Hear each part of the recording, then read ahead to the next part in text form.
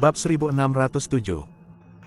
Ada kemungkinan bahwa mereka berniat untuk menaklukkan dunia seni bela diri di Rahasia dalam jangka panjang. Serigala Tunggal, Zeke memerintahkan, tiba-tiba cepat. Kumpulkan Wolfpack untuk berbaris menuju Ateville. Kita akan menuju perang. Ya, Marsekal Agung. Segera setelah menutup telepon dengan Soul Wolf, Zeke memutar nomor presiden tanpa hasil. Sepertinya 4 sekte tersembunyi telah memutuskan jalur komunikasi Ateville dengan dunia luar. Zeke mempercepat langkahnya. Buru-buru. Ateville dalam bahaya besar. Dia benar. Pada saat yang sama di Ateville, kepala 4 sekte tersembunyi telah mengepung Ateville dengan kekuatan gabungan dari 1 juta orang. Di antara mereka ada ribuan prajurit kelas Raja dan Adipati Agung. Bahkan prajurit yang paling biasa pun adalah seorang Grandmaster. Kekuatan yang dikerahkan oleh 4 sekte tersembunyi mampu melawan kekuatan militer seluruh bangsa. Keempat kepala itu saat ini sedang mendiskusikan detail akhir dari operasi mereka di dalam tenda ketika seorang bawahan masuk. Tuan, dengan senang hati kami melaporkan bahwa jalur komunikasi telah dinonaktifkan. Ateville sekarang tidak memiliki cara untuk menjangkau dunia luar untuk meminta bantuan. Keempat kepala sangat senang dengan berita itu. Dengan Ateville terkepung dan jalur komunikasinya terputus, kota ini menjadi milik kita sekarang. Karena Ateville adalah kota yang mengatur rahasia, seluruh bangsa sama baiknya dengan kita. Sudah waktunya, keempat kepala dengan suara bulat menyatakan. Pindah. Diapit oleh tim pendahulu dari 1000 prajurit yang kuat, keempat kepala berjalan melewati gerbang kota. Tim pendahulu terdiri dari orang-orang yang dipilih dengan cermat oleh 4 kepala. Di antara mereka ada beberapa ratus prajurit kelas raja dengan sisanya terdiri dari Adipati Agung. Keributan itu tidak luput dari perhatian Presiden, yang mengirim utusan untuk menghentikan mereka di jalan mereka. 4 sekte tersembunyi tidak diizinkan menginjakan kaki ke tanah suci Ateville, kata utusan itu singkat. Mundur sekaligus atau dicap sebagai pengkhianat bangsa. Aku di sini hanya untuk memeriksa status persembahan yang dijanjikan kepada kita, kata Jamie sambil tertawa kecil. Kami belum mendengar apa-apa tentang itu, jadi saya pikir saya akan datang dan memeriksanya. Anda adalah orang-orang yang pertama-tama melanggar persyaratan berusia seabad. Aku hanya ingin tahu kenapa. Saya akan menyampaikan keprihatinan Anda kepada Presiden, jawab utusan itu dengan kaku. Saya percaya bahwa dia akan memiliki jawaban yang memuaskan untuk Anda segera. Sementara itu, tolong keluarkan dirimu dari kota dan tunggu jawabannya. Saya hanya ingin mengklarifikasi hal-hal dengan pertemuan tatap muka, desak Jamie. Kalian para utusan hanya akan mendistorsi pesan. Pada saat itu, dia melambaikan anak buahnya ke depan. Jangan lanjutkan, teriak utusan itu dengan panik. Ini perintah. Jamie melirik salah satu prajurit kelas raja yang segera melangkah maju untuk mematahkan leher utusan itu. Tidak terpengaruh, Presiden mengirim beberapa utusan lagi ke depan untuk mencoba bertarung dengan 4 kepala hanya agar mereka dibantai tanpa ampun dengan cara yang sama. Akhirnya, Presiden terpaksa mengerahkan penjaga bersenjata untuk mengakhiri pawai yang dipimpin oleh 4 kepala itu. Sayangnya, tim pendahulu yang terdiri dari beberapa ratus prajurit kelas raja sudah menjadi kekuatan yang harus diperhitungkan. Terlepas dari upaya terbaik para penjaga, pawai itu bahkan tidak tertunda karena tim pendahulu berbaris di depan untuk membunuh siapapun yang menghalangi jalan keempat kepala itu. Akhirnya, rombongan tiba di depan kediaman Presiden. Selain sebagai rumah dan kantornya, itu juga merupakan jantung rahasia dan semua rahasianya. Untungnya, Presiden memiliki pandangan ke depan untuk mengerahkan penjaga cadangan untuk mengepung kediamannya. Pasukan kecil itu dipimpin oleh 4 pengawal kerajaan yaitu Naga Satuanut, Phoenix Merah, Macan Putih, dan Kura-Kura Hitam. Mereka telah menjadi murid Zeke sejak usia muda. Setelah penemuan tambang batu roh, mereka adalah orang pertama yang menuai manfaatnya yang memastikan kenaikan mereka menjadi prajurit kelas raja. Setelah bertahun-tahun berlatih dan melayani Presiden, mereka semua mendekati batas atas kelas raja. Salah satunya sudah sejauh ini dan hanya selangkah lagi dari kelas tertinggi. Bab 1608. Mereka tidak sering keluar karena mereka biasanya menjaga Presiden di sisinya yang merupakan tugas sumpah mereka. Bertentangan dengan apa yang diantisipasi oleh 4 pengawal kerajaan, keempat kepala tidak bermaksud untuk menyatakan perang. Sebaliknya, mereka hanya menuntut agar Presiden menyerahkan kekuasaan atas kancah pencak silat di tanah air. Dengan melakukan itu, kekuatan militer seluruh bangsa akan berada di tangan keempat tetua. Pada saat itu, pemerintah akan bertindak sebagai boneka dengan tali yang ditarik oleh 4 sekte tersembunyi. Naga Zatuanut, kata Jamie dingin. Kami ingin berbicara dengan Presiden mengenai beberapa hal yang mendesak. Mohon keluarkan diri Anda dari jalan kami. Konsekuensi yang akan muncul dari kegagalan kita melihat Presiden hari ini lebih dari apa yang bisa Anda tanggung. Naga Zatuanut tidak bergeming. Semua orang dan ibu mereka tahu bahwa Jamie berniat mengambil alih negara hari ini.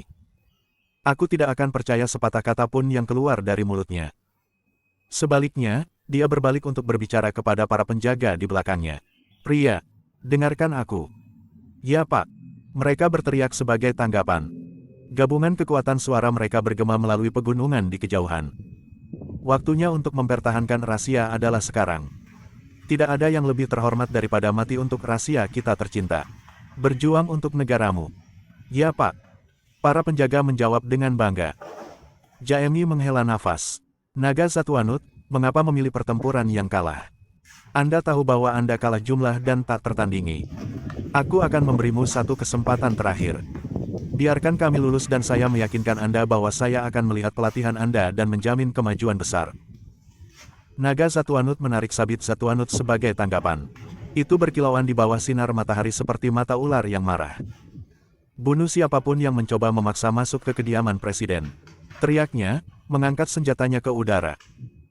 Kamu telah memilih pilihan yang salah hari ini, kata Jamie sambil menggelengkan kepalanya dengan putus asa.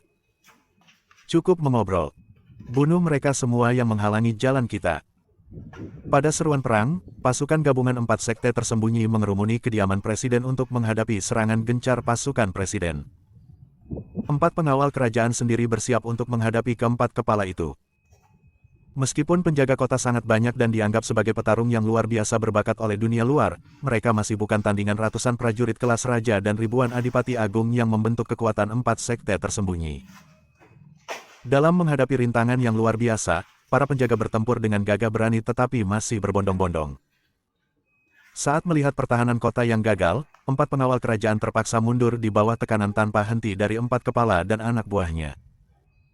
Meskipun mereka sama-sama cocok melawan 4 kepala, 4 pengawal kerajaan tetap sibuk mempertahankan tembok kota di atas serangan sengit terhadap tubuh mereka oleh 4 kepala. Terlepas dari itu semua, tekad 4 pengawal kerajaan tidak goyah sedikit pun karena mereka sadar bahwa mereka adalah garis pertahanan terakhir bangsa mereka. Kami memiliki beban berat pada kami. Kami mengetahui hal ini pada hari kami mengambil sumpah dan hari itu telah tiba. Saat pertempuran berkecamuk, Jamie terus membujuk Naga Zatuanut untuk menyerah. Naga Zatuanut, tidak perlu ada nyawa yang terbuang sia-sia. Beritahu anak buahmu untuk meletakkan senjata mereka. Anda akan dicap sebagai pahlawan setelah kami menguasai kekuatan militer negara. Jika tidak, Anda akan dicap sebagai pengkhianat bangsa. Bahkan setelah kematianmu, reputasimu akan diinjak dan diludahi oleh petani biasa. Ini akan menjadi kesempatan terakhirmu untuk melakukannya. Sebagai tanggapan, Naga Zatuanut meludahkan seteguk darah ke wajah Jamie. Upaya memeras seorang penjaga dapat dihukum mati. Aku akan memenggal kepalamu.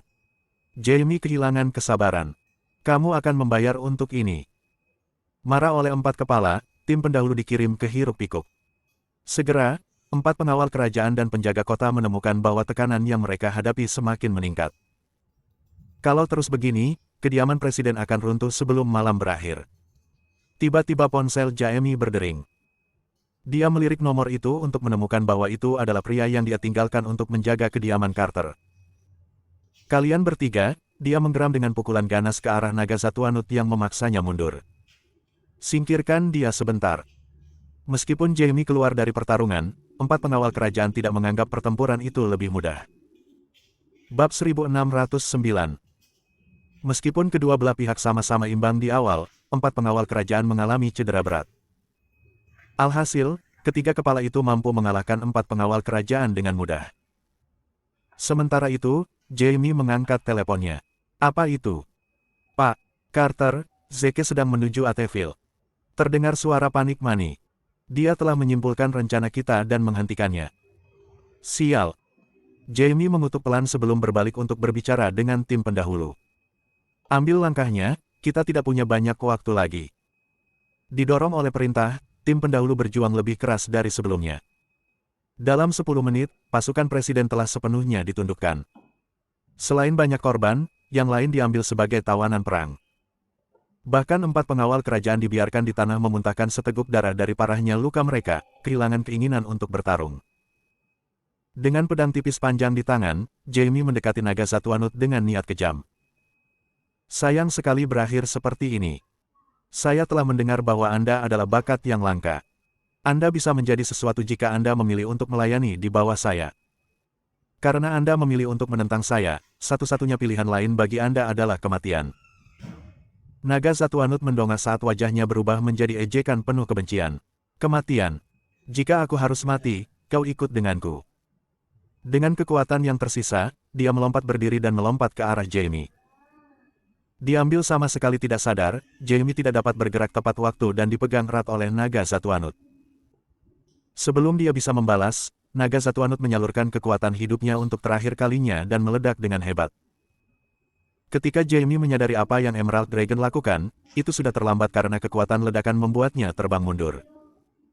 Dia mendarat di tumpukan agak jauh dengan telinga berdenging dari kekuatan ledakan. Ketika naga Zatuanut bergerak, 3 pengawal kerajaan lainnya menerjang 3 kepala lainnya dan dengan raungan terakhir, meledakkan diri mereka dengan cara yang sama. 3 ledakan serentak dari 3 prajurit kelas raja memang merupakan kekuatan yang menakutkan. Selain ledakan yang memekakan telinga, struktur waktu dan ruang tampak melengkung seolah-olah mengancam akan terkoyak. Langit menjadi gelap tanpa jejak matahari atau bulan dari dampaknya. Gelombang kejutnya begitu kuat sehingga menyebabkan runtuhnya beberapa tembok kota di kejauhan. Debu akhirnya mulai mengendap hanya setelah 5 menit. Tidak ada jejak 4 pengawal kerajaan yang bisa ditemukan. Meski menjadi sasaran ledakan, hanya 1 kepala yang tewas. Meskipun 3 lainnya menderita luka berat, mereka bahkan tidak hampir mati. Karena mereka telah mengantisipasi peristiwa seperti ini terjadi, mereka datang bersiap dengan mengenakan baju besi tahan ledakan. Itu adalah artefak yang mampu mempertahankan nyawa para kepala 4 sekte tersembunyi seperti baju besi itu memang bukan barang biasa. Mampu menahan serangan tanpa henti dari bahkan prajurit kelas tertinggi, baju besi itu lebih dari mampu untuk mengurangi ledakan prajurit kelas raja. Namun, tim Advance tidak seberuntung itu. Tanpa kemewahan baju besi yang dikenakan kepala, banyak dari mereka tewas atau terluka parah dalam ledakan itu. Faktanya, 10 prajurit kelas raja yang berdiri paling dekat dengan mereka hancur berkeping-keping. Penjaga kota terkejut dan terdiam melihat cara kematian 4 pengawal kerajaan karena mereka memandang keempatnya sebagai pemimpin dan mentor mereka. Ini seperti melihat saudaramu mati di depan matamu dan tidak bisa berbuat apa-apa.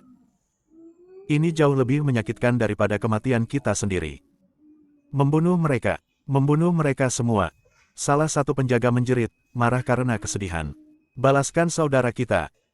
Dengan semangat baru, teriakan perang para penjaga bergema di seluruh wilayah. Bahkan para penjaga yang ditawan mulai berjuang keras melawan para penculiknya, dengan sedikit perhatian pada pedang yang menempel di leher mereka. Pada tanda-tanda gerakan sekecil apapun, banyak dari kepala mereka langsung jatuh ke tanah dengan sapuan pedang. Hanya sebagian kecil dari pasukan presiden yang masih hidup karena mereka tidak berusaha melawan para penculiknya. Sementara itu, 3 tetua yang tersisa masing-masing menelan tablet merah secara bersamaan. Pemulihan mereka begitu cepat sehingga bisa dilihat dengan mata telanjang. Bab 1610. Tablet merah adalah permata dari 4 sekte tersembunyi. Mampu membawa seseorang kembali dari rahang kematian selama denyut nadi masih ada. Dalam waktu kurang dari 5 menit, 3 tetua yang tersisa tampak seolah-olah ledakan itu tidak pernah terjadi.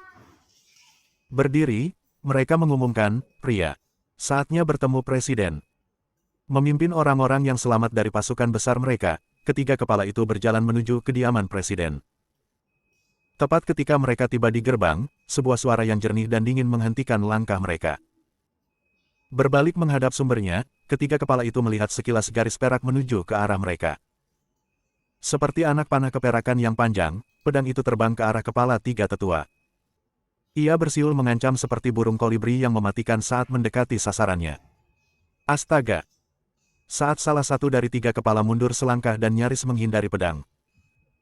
3 prajurit kelas raja di sebelah mereka tidak seberuntung itu. Menjadi sepersekian detik lebih lambat dari 3 kepala, mereka ditusuk oleh pedang ke dinding. Setelah teriakan kaget awal, rombongan itu mendekat untuk melihat lebih dekat dan menemukan dengan rasa ngeri bahwa itu adalah pedang Raja Naga. Itu senjata Marsekal Agung. Apakah dia di sini? Dengan pikiran yang mengerikan, mereka berbalik untuk melihat ke arah dari mana pedang itu berasal. Benar saja, Zeke sedang berjalan ke arah mereka dengan gerombolan di punggungnya. Diapit dengan Soul Wolf, Greedy Wolf, Justice Warrior, Tyler, dan Nameles, kelompok itu dipenuhi dengan niat membunuh. Jamie mengutuk pelan. Dia terlambat, sekali lagi. Jadi bagaimana jika dia ada di sini? Kami memiliki ratusan prajurit kelas raja. Mereka kalah jumlah secara menyedihkan. Bahkan jika mereka datang dengan jumlah yang lebih tinggi dari ini, kita masih bisa menginjak-injak mereka sampai mati dengan kekuatan gabungan kita. Mata Zeke menyapu pemandangan itu dan melebar ketakutan. Saya datang terlambat. Meskipun 4 pengawal kerajaan tidak terlihat, 4 genangan darah dari sisa-sisa darah di tanah sudah cukup untuk memberitahu Zeke tentang nasib mereka. Zeke mendongak lagi dan memperhatikan bahwa lebih dari setengah pasukan presiden terbunuh dengan aliran darah yang mengalir di tanah. Sepertinya saya sudah sampai di gerbang neraka dengan jumlah mayat di sekitar. Serigala Tunggal dan yang lainnya meneteskan air mata karena 4 pengawal kerajaan adalah saudara mereka. Dilatih oleh Zeke sejak usia muda, 4 pengawal kerajaan telah menjadi teman masa kecil yang paling dekat dengan Serigala Tunggal dan yang lainnya. Kematian 4 pengawal kerajaan sangat merugikan para pendatang baru. Jari-jari Killer Wolf berkedut saat dia memegang pedangnya. Zeke, aku merasakan nafsu membunuh muncul di dalam diriku. Meskipun Zeke tampak tenang dan tenang, hatinya berduka dengan kehilangan 4 pengawal kerajaan yang seperti anak-anaknya. Rokok, gumam Zeke dengan gigi terkatup saat dia mencoba yang terbaik untuk menstabilkan suaranya. Apa? Serigala pembunuh menatapnya. Berikan rokoknya padaku, ulang Zeke. Killer Wolf langsung menyerahkan paket itu padanya. Zeke melangkah ke sisa-sisa cairan dari 4 pengawal kerajaan dan berlutut. Setelah menyalakan 3 batang rokok, dia menancapkannya ke tanah. Saat asap berputar dan mengepul dalam keheningan udara, Zeke mendapati sudut matanya basah oleh air mata. Mereka adalah anak-anak saya. Saya telah mengasuh mereka, merawat mereka, dan melihat mereka tumbuh dewasa. Namun, dia terbiasa menyembunyikan kerentanannya karena dia membuat orang lain memandangnya sebagai Great Marshal. Aku benar telah memilih kalian, gumam Zeke. Aku bangga padamu karena menjadi pembela rahasia yang pemberani. Istirahatlah dengan baik, anak-anakku. Aku akan membalaskan dendammu. Zeke berdiri. Setelah menarik sepasang sarung tangan putih ke tangannya, dia menarik pedang Raja Naga dari dinding, tanpa basa-basi membuang mayat-mayat yang tertusuk di atasnya, dan menyeka darah pada pedang di atasnya.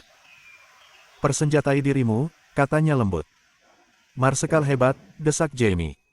Kami di sini untuk diskusi yang paling penting dengan Presiden. Karena 4 pengawal kerajaan berani menghalangi kami. Zeke mendongak dan menatap mata ketiga kepala itu dengan tatapan dingin yang membuat Jamie ketakutan hingga terdiam. Aku berkata, ulang Zeke dengan semangat di setiap kata. Persenjatai dirimu.